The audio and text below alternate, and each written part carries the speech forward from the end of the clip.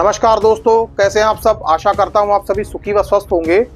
दोस्तों, मैं हूं एडवोकेट राजेश। स्वागत करता हूं आप सभी का आपके अपने यूट्यूब चैनल सेकुलर न्यूज पर। दोस्तों, आज हम जिस विषय पे बात करेंगे वो विषय बहुत ही ज्यादा गंभीर है। दोस्तों, जैसा कि आप सभी जानते ही हैं कि महाराष्ट्र और झारखंड के चुनाव हो चुके हैं और दोनों ही जगहों पर एक में इंडिया अलायंस जीता है और एक में भारतीय जनता पार्टी यानी एनडीए। झारखंड में इंडिया अलायंस जीता है और महाराष्ट्र में एनडीए। लेकिन दोस्तों, चर्चा सबसे ज्यादा महाराष्ट्र के चुनावों की ही हो रही है दोस्तों, क्योंकि गोदी मीडिया झारखंड के चुनावों के बारे में बात तक नहीं कर रहा दोस्तों, क्योंकि सबसे ज्यादा डिबेट, सबसे ज्यादा शोज, सबसे ज्यादा डिस्कशन महाराष्ट्र के चुनावों में की ही दिखाई दे रही है दोस्तों। हर तरफ बीजेपी और मोदी का ही यशोगान हो रहा है दोस्तों। खैर, होगा ही, क्योंकि महाराष्ट्र का चुनाव जीते जो हैं दोस्तों। लेकिन दोस्तों, महाराष्ट्र के रिजल्ट्स के ऊपर कई विपक्षी दलों ने जमकर सवाल उठाए हैं दोस्तों। यहां तक कि चुनाव आयोग के ऊपर भी सवाल उठने शुरू हो गए हैं दोस्तों। सबसे पहले शिवसेना यूबीटी के नेता संजय राउत ने ही इन चुनावों के नतीजों को मानने से इनकार कर दिया दोस्तों। उन्होंने साफ कहा कि किसी प्रकार की भाजपा की लहर नहीं थी, किसी प्रकार की कोई मोदी की लहर नहीं थी, तो ये आखिरकार चुनाव भारतीय जनता पार्टी इतने बड़े मार्जिन से जीती कैसे। और दोस्तों, यही नहीं, उन्होंने इन चुनावों में हार का जिम्मेदार पूर्व सीजेआई डीवाई चंद्रचूड़ को ही ठहरा दिया दोस्तों। उन्होंने तो यहां तक कह दिया कि डीवाई चंद्रचूड़ को इतिहास में एक अच्छे न्यायाधीश के रूप में याद नहीं किया जाएगा दोस्तों। उन्होंने पूर्व न्यायाधीश के खिलाफ और भी कई बातें कही दोस्तों। जरा सुनिए संजय राउत क्या कह रहे हैं दोस्तों। चौंकाने वाले नहीं, बहुत ही शॉकिंग है। ऐसे नतीजे आने की उम्मीद किसी को नहीं, कोई लहर नहीं थी किसी की। नरेंद्र मोदी और अमित शाह को महाराष्ट्र क्यों वोट देगा? पूरा कैंपेन उनके खिलाफ चला, इसलिए कि महाराष्ट्र लूटने का पूरा एक कारस्तान जहाँ हो गया। यहाँ से पूरे उद्योग गुजरात में लेके हुए, इसलिए वोट दिया लोगों ने कि हमारा रोजगार गुजरात में मोदी जी लेके जा रहे हैं, चलो हम मोदी जी को वोट दे देंगे। इसलिए खुश है। महाराष्ट्र में किसानों की आत्महत्या चल रही है, महाराष्ट्र में बेईमानी हो गई।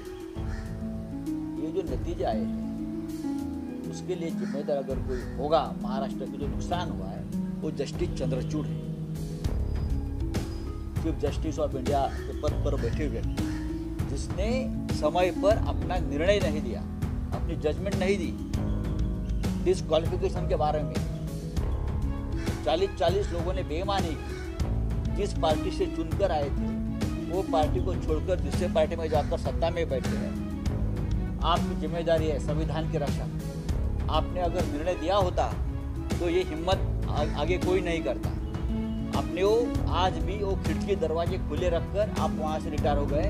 आप कोई भी किसी तरह से पार्टी बदल सकता है या सरकार बना सकता है दूसरी पार्टी, अपनी पार्टी को छोड़कर। तो इतिहास चंद्रचूड़ साहब को कभी माफ नहीं करेगा। तो दोस्तों, आपने संजय राउत को सुना कि किस तरह से उन्होंने चुनाव के ऊपर सवाल उठा दिए दोस्तों, यदि संजय राउत की बात को कहीं ना कहीं माना जाए या गौर से देखा जाए तो एक बात तो निकलकर साफ सामने आती है दोस्तों कि आखिरकार भारतीय जनता पार्टी जो चुनाव विवाद में हो या जिन चुनावों की चर्चा ज्यादा हो रही हो, आखिरकार वही चुनाव इतने हैवी मार्जिन से कैसे जीत जाती है दोस्तों। जरा थोड़ा सा हम हरियाणा के चुनाव की तरफ बात करेंगे दोस्तों। आपको याद होगा कि पिछली बार सितंबर अक्टूबर में जब हरियाणा और जम्मू कश्मीर में चुनाव हुए थे दोस्तों, तो जम्मू कश्मीर के चुनावों की बात कम और हरियाणा के चुनावों की बात ज्यादा हो रही थी दोस्तों। और चुनावों में जब वोटिंग हो गई, वोटिंग होने के बाद नतीजे से 2 दिन पहले भारतीय जनता पार्टी के हरियाणा के मुख्यमंत्री नायब सिंह सैनी का एक बयान सामने आया था कि हम ये चुनाव जीतेंगे, हमारे पास सारी व्यवस्था है दोस्तों, सरकार हम ही बनाएंगे। दोस्तों आखिरकार सवाल ये है कि भारतीय जनता पार्टी के नेता इतनी कॉन्फिडेंटली ये तो बोल देते कि हमारे पास सारी व्यवस्था है और ये चुनाव हम ही जीतेंगे, और दोस्तों कमाल की बात है जीत भी जाते हैं दोस्तों, और भी पूर्ण बहुमत के साथ। दोस्तों ये अपने आप में कितनी आश्चर्यजनक बात है। और जबकि सभी जानते हैं, जबकि बड़े बड़े पत्रकार, बड़े बड़े न्यूज सर्वे चैनल्स, बड़े बड़े सेफोलॉजिस्ट के अनुमान तक फेल हो गए दोस्तों जब नतीजे आए तो भारतीय जनता पार्टी एक तरफा बहुमत लेकर सरकार बना गई दोस्तों, और कांग्रेस देखती रह गई। दोस्तों आखिरकार ऐसा कैसे हुआ दोस्तों? जमीनी हकीकत, जमीनी स्तर पर कई लोगों ने सर्वे किया कि भारतीय जनता पार्टी का जनादेश दूर दूर तक नहीं था दोस्तों। लेकिन दोस्तों एक इंपॉर्टेंट फैक्टर यह भी था कि जैसे ही पोस्टल बैलेट ओपन हुए थे उस चुनाव में, तो कांग्रेस को 72 सीटें तक दिखा दी गई थी दोस्तों। लेकिन जैसे ही ईवीएम खुली, ईवीएम खुलने के तुरंत बाद खेल शुरू हो गया और भारतीय जनता पार्टी बहुमत प्राप्त कर गई। अब दोस्तों यहां पर मैं ईवीएम के ऊपर सवाल नहीं उठा रहा दोस्तों, लेकिन दोस्तों जिस तरह से यदि हम नायब सिंह सैनी की बात को माने और समझें, और ठीक वैसा ही हुआ जैसे नायब सिंह सैनी ने कहा था दोस्तों। और वहीं दोस्तों जम्मू कश्मीर के चुनाव को उन्होंने ज्यादा तवज्जो नहीं दी, उनको यह मालूम था कि चर्चा इस वक्त हरियाणा के चुनाव की ही हो रही है दोस्तों। लेकिन ठीक उसी तरह से अब आ जाते हैं महाराष्ट्र और झारखंड के चुनाव पर। दोस्तों ऐसा नहीं है कि भारतीय जनता पार्टी ने झारखंड के चुनावों में जोर नहीं लगाया, लेकिन दोस्तों उनका पूरा फोकस उनका पूरा फोकस महाराष्ट्र के चुनावों पर था। कई सारी योजनाएं दोस्तों, और दोस्तों खुद कई नेताओं ने यह तक कह डाला कि उन्हें इतनी बड़ी जीत की उम्मीद ही नहीं थी दोस्तों। आप दोस्तों हरियाणा के चुनाव और महाराष्ट्र के चुनाव की टाइमिंग को देख लीजिए दोस्तों, दोनों ही चुनाव चर्चा में थे और दोनों ही चुनाव भारतीय जनता पार्टी बिल्कुल कॉम्प्रिहेंसिवली तरीके से जीत गई ताकि कोई प्रश्न ना खड़ा हो सके दोस्तों। और वहीं दूसरी ओर झारखंड का चुनाव भारतीय जनता पार्टी हार गई दोस्तों महाराष्ट्र का चुनाव देश की राजनीति के लिए बहुत ही ज्यादा अहम था, कांग्रेस के लिए भी और भारतीय जनता पार्टी के लिए भी दोस्तों। लेकिन दोस्तों जिस तरह से इन चुनावों पर प्रश्न उठाए जा रहे हैं दोस्तों, अब आने वाले दिनों में ये देखना होगा कि ये प्रश्न कितने वाजिब होंगे और इन प्रश्नों का भारतीय राजनीति पर क्या असर होगा। और दोस्तों उत्तर प्रदेश की 9 विधानसभा सीटों पर भी चुनाव हुए, वहां पर भारतीय जनता पार्टी 7 सीटें जीत गई और 2 सीटें सपा के खाते में आई। दोस्तों एक बहुत ही तगड़ी स्टेटमेंट दी है दोस्तों, जरा सुनिए कि अखिलेश यादव क्या कह रहे हैं दोस्तों। देखिए उत्तर प्रदेश का चुनाव आप सबने देखा, और ऐसा चुनाव किसी ने नहीं देखा होगा जो चुनाव हुआ। और अगर हम सच बोलें तो वो चुनाव नहीं था। जो लोग वोट से लूट से चुनाव जीतना चाहते थे, कोई उम्मीद नहीं कर सकता था कि इतना फोर्स लगाया जाएगा। और फोर्स जो दिख रहा था वो तो था ही था, लेकिन प्राइवेट ड्रेस में बड़े पैमाने पर फोर्स लगाया गया। और फोर्स को ये निर्देश थे कि किसी भी मुसलमान को और समाजवादी पार्टी के वोटर को वोट न डालने देना। अगर आप ब्रीफिंग ये करोगे, अगर चुनाव में जो फोर्स जा रही है उस फोर्स को अगर आप ब्रीफ ये करोगे कि आपको मुस्लिम और जो समाजवादी पार्टी का पिछड़ा, दलित, आदिवासी, अल्पसंख्यक आदि आबादी के लोग हैं, महिलाएं, उनको वोट नहीं डालने देंगे। क्या कोई कल्पना कर सकता है कि एक नंगी रिवॉल्वर तान करके और महिलाओं को रोक रहा हो, आप वोट डालने नहीं जाएंगे? मैं उन बहादुर महिलाओं को हमारी माताओं को मैं बधाई देना चाहता हूं जिन्होंने हिम्मत जुटाई लोकतंत्र को बचाने के लिए। वो सवाल ये नहीं है कि वो समाजवादी पार्टी को वोट देने जा रही थी। सबसे बड़ी बात बहादुरी की, उनके साहस की ये है कि इस लोकतंत्र में जो बाबा साहब भीमराव अम्बेडकर जी ने अधिकार दिया हमें एक वोट डालने का, वो वोट डालने जाना चाहती थी लेकिन पुलिस ने रोक दिया उन्हें। जो वर्दी पहनते हैं वो वर्दी इसलिए नहीं होती कि आपको वोट नहीं डालने देना, आपको वोट की रक्षा करनी है।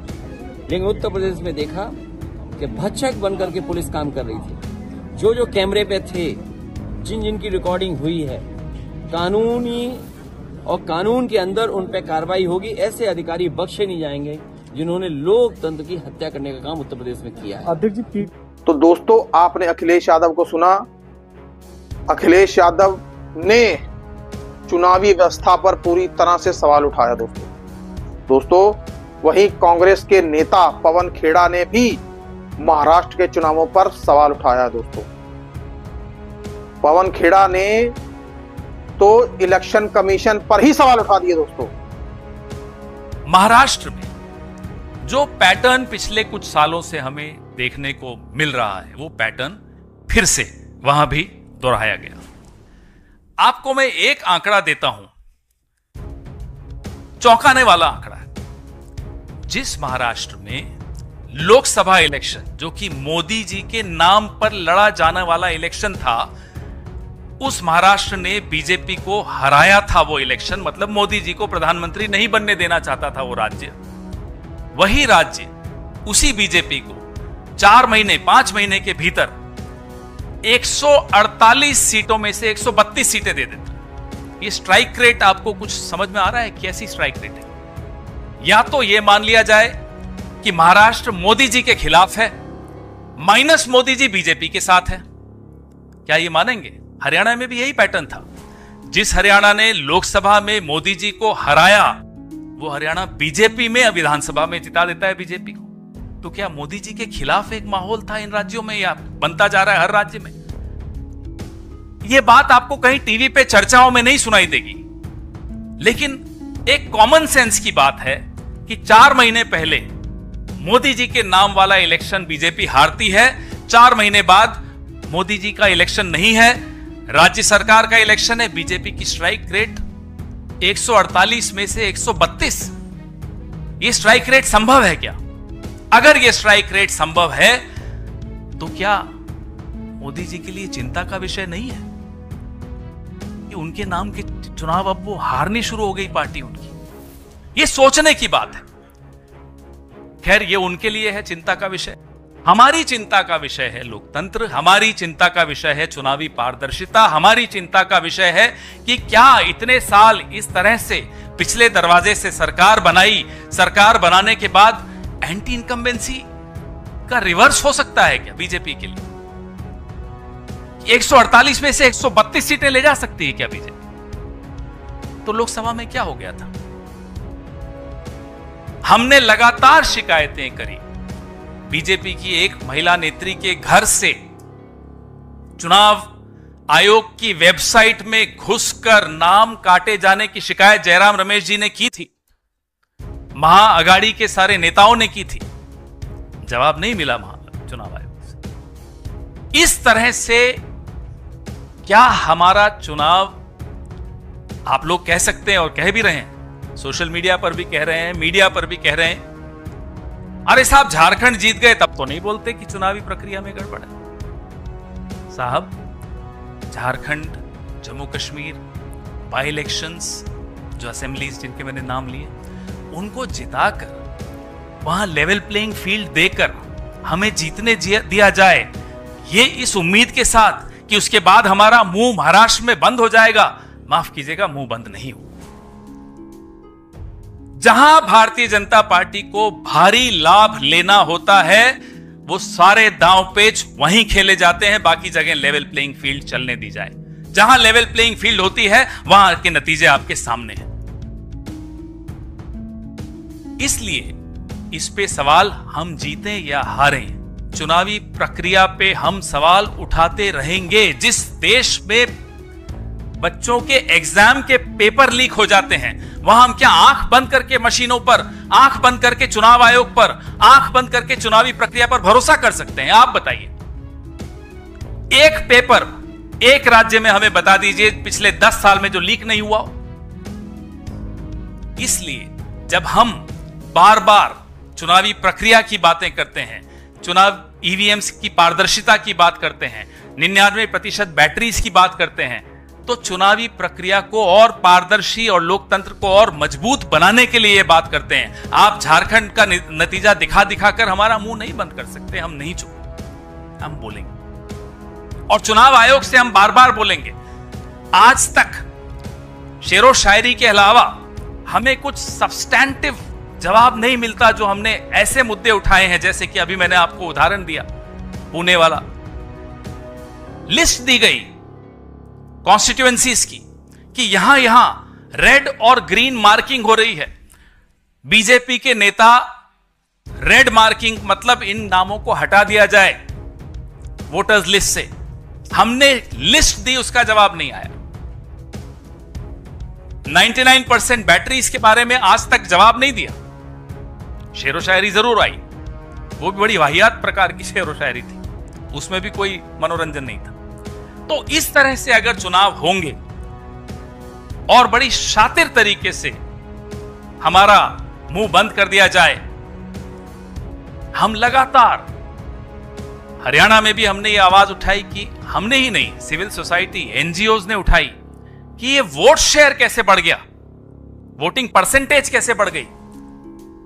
1 घंटे 2 घंटे 3 घंटे 12 घंटे में बढ़ता चला जा रहा है। चुनाव खत्म होने के बाद ये कैसे हो रहा है? जवाब नहीं आता। आज से 5 साल पहले कभी आपके पास ये मुद्दा भी सामने आया था कि ये परसेंटेज कैसे बढ़ रहा है चुनाव खत्म होने के बाद? रोज हर चुनाव के बाद और काउंटिंग से पहले कहीं ना कहीं आपके ही चैनल्स पे, सोशल मीडिया हैंडल्स पे ये खबरें चलाई जाती हैं, दिखती हैं, वीडियोस दिखाई देते हैं कि बीजेपी के नेता की गाड़ी में ईवीएम मशीन मिली कल नागपुर में, कल रात को, परसों। कोई जवाब नहीं। क्या चुप्पी से चुनाव आयोग अपने आप को रात की नींद कैसे आती होगी? चुप रहना कोई उत्तर होता है क्या? इसलिए इस देश की सबसे पुरानी पार्टी, इस देश की सबसे बड़ी पार्टी, इस देश में 54 साल 7 महीने शासन में रहने वाली पार्टी की हैसियत से और प्रमुख विपक्षी दल की हैसियत से हम अपनी ये जिम्मेदारी समझते हैं कि इस तरह के सवाल जो कि भारतीय जनता पार्टी को बड़े परेशान करते हैं, हम उठाएंगे, क्योंकि हमें आने वाली पीढ़ियों की चिंता है, हमें लोकतंत्र की चिंता है, हमें इस देश में पारदर्शी चुनाव करवाने की जिम्मेदारी हम अपनी भी मानते हैं। दोस्तों, अब जिस तरीके से भारतीय जनता पार्टी की जीत महाराष्ट्र के चुनावों में हुई है, खुद भारतीय जनता पार्टी भी इससे हैरान है कि आखिरकार इतनी बड़ी जीत कैसे मिल गई। दोस्तों, सभी जानते हैं कि एकनाथ शिंदे की पार्टी का क्या हाल था, अजीत पवार की पार्टी का क्या हाल था, और खुद भारतीय जनता पार्टी में भी सिर फटव्वल वाली स्थिति बनी हुई थी। लेकिन उसके बावजूद महाविकास आघाड़ी पूरी तरह से साफ हो गई दोस्तों, और भारतीय जनता पार्टी कॉम्प्रिहेंसिवली चुनाव जीत गई। दोस्तों, खैर, अब इस पर विपक्षी पार्टियां क्या निर्णय लेंगी, क्या उनका कोर्स ऑफ एक्शन रहेगा, क्या वो सुप्रीम कोर्ट जाएंगी या जन आंदोलन करेंगी? दोस्तों, यदि विपक्षी दलों को ईवीएम से कोई दिक्कत है तो उन्हें माननीय सुप्रीम कोर्ट में जाना चाहिए, पूरे तथ्यों के साथ सारे तथ्य सामने रखें। और दोस्तों, विपक्षी दलों के पास जन आंदोलन करने का भी विकल्प है दोस्तों। लेकिन दोस्तों, ऐसा नहीं हो सकता कि जहां से आप जीत जाएं वहां से आप चुप होकर बैठ जाएं और जहां हार जाएं वहां ईवीएम के ऊपर ठीकरा उड़ना शुरू कर दे। दोस्तों, यदि विपक्षी दलों को यह लगता है कि ईवीएम से चुनाव नहीं करवाए जाने चाहिए तो विपक्षी दलों को जन आंदोलन करना पड़ेगा दोस्तों। इसके लिए सभी विपक्षी दलों को साथ में आना होगा। लेकिन दोस्तों, जिस तरीके से विपक्षी दलों में बिखराव की स्थिति बनी हुई है दोस्तों, ऐसा होता तो कहीं दिखाई दे ही नहीं रहा दोस्तों। अब दोस्तों आने वाले चुनावों में या आने वाले समय में विपक्षी दल स्पेशली कांग्रेस इन चुनावों से क्या सबक लेगी दोस्तों, अब ये तो वक्त ही बताएगा। कांग्रेस इससे कुछ सीखती भी है कि नहीं सीखती, ये अब कांग्रेस के ऊपर ही निर्भर है। लेकिन दोस्तों इसके साथ ही एक खबर और भी है कि प्रियंका गांधी वायनाड से चुनाव जीत गई हैं। अब वो भी संसद में दिखाई देंगी सरकार से सवाल करते हुए। दोस्तों महाराष्ट्र के चुनावों में प्रियंका गांधी की भी एंट्री बहुत लेट हुई दोस्तों, तब तक चुनाव अपने अंतिम चरण में पहुंच चुका था। दोस्तों यह कहा जाए कि कांग्रेस ने महाराष्ट्र के चुनावों को उतनी तवज्जो नहीं दी जितनी कि वायनाड के चुनावों को दे दी दोस्तों। खैर अब चुनाव हो चुके हैं, नतीजे आ चुके हैं, अब विपक्षी दलों को अपने आप में आत्ममंथन करने की बहुत जरूरत है दोस्तों। अब विपक्षी दल क्या रणनीति बनाएंगे, क्या करेंगे, अब ये तो विपक्षी दलों को खुद ही तय करना होगा दोस्तों आज का ये वीडियो महाराष्ट्र में हुए चुनावी नतीजों के ऊपर था।